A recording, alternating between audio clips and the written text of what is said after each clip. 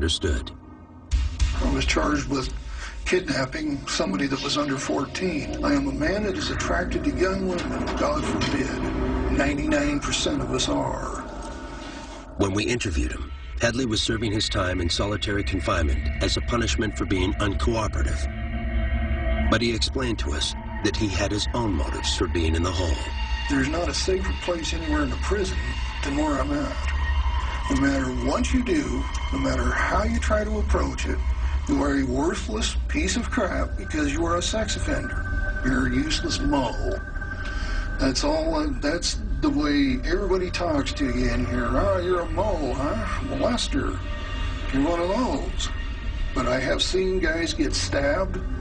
I saw a guy get a piece of a shovel handle stuck right in the side of his neck.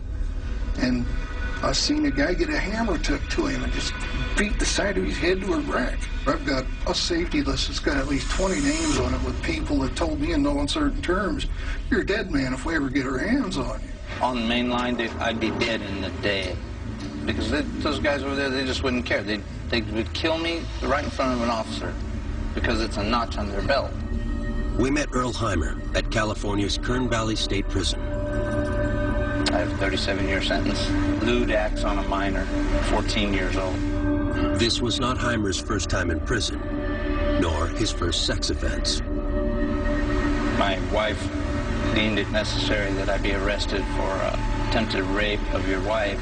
You know, as weird as that sounds, that you come home drunk and try and take it and she doesn't want it, that's still a criminal offense.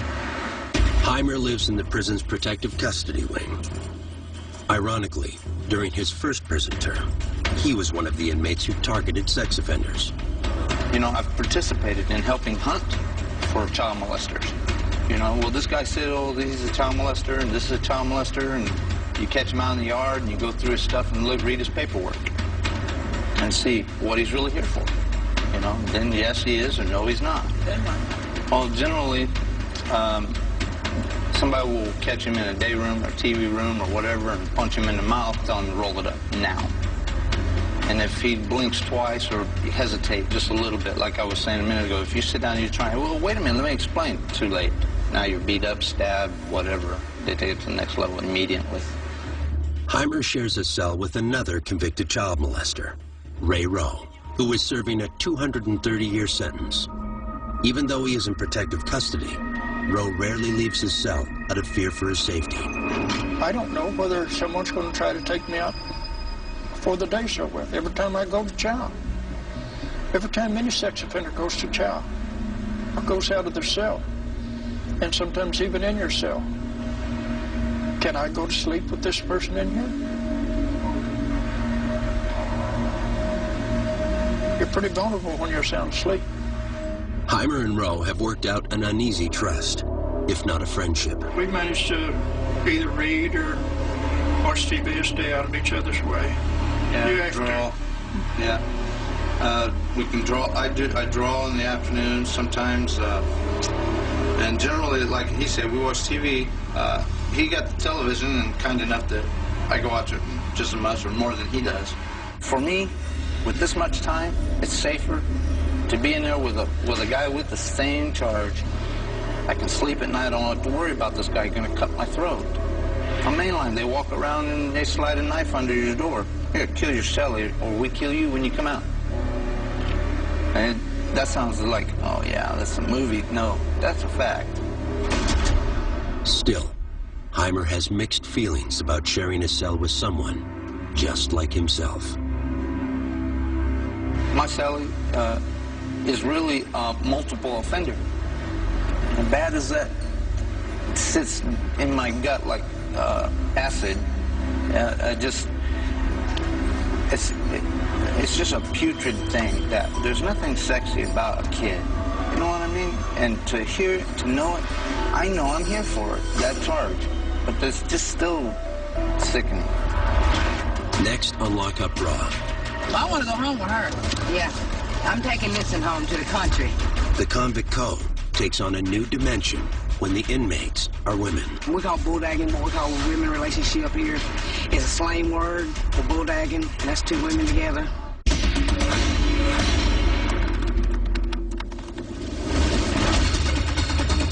The vast majority of prisons we visited over the years have been male institutions. But when we've taken our cameras inside women's prisons, we've met inmates living by a very different convict code.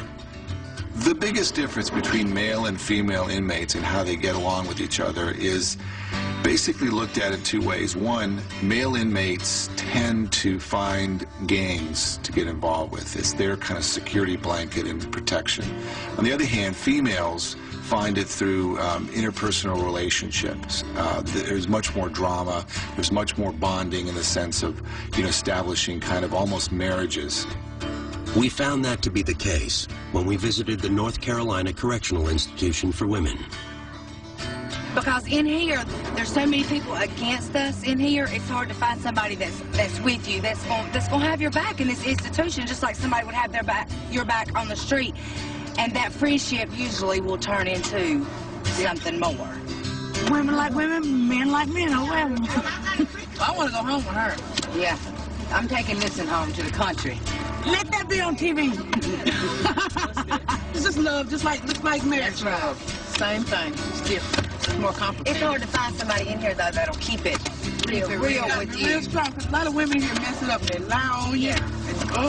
Ladies, y'all put some space in between y'all. Physical intimacy is against the rules. But during our shoot here, we met one of our more memorable inmates, and she made no secret of her active sex life. My nickname is Heavy D, and why I have it is because my middle name is Dawn, and I'm just heavy, so they just call me Heavy D.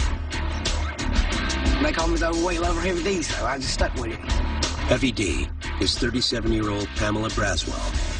When we met her, she was serving her 7th prison term, this time for DUI. I'm not very good at obeying rules. I try, but I have a very smart mouth on me.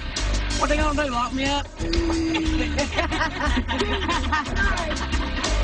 It's an activity we have on the weekends, besides bulldagging. We call bulldagging what we call a women relationship here. It's a slang word for bulldagging, and that's two women together. This is the bulldagging crew.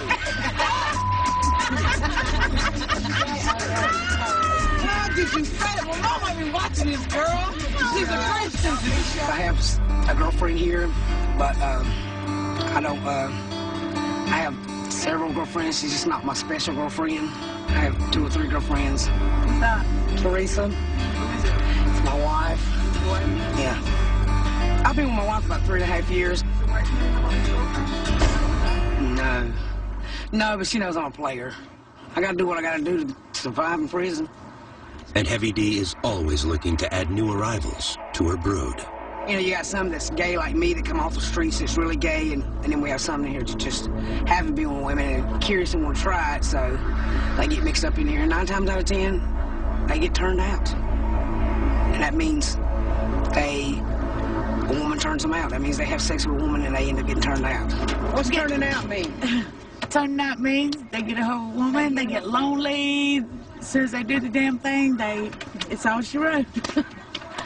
I'm being for real. Yeah, and then they get stupid. You wasn't gay before you come in here, though, was you? Nope. Other women at North Carolina built committed monogamous relationships. But those relationships still clash with prison policy. We have situations where inmates begin to value one another more than they do following the directives of the authorities here. They are a security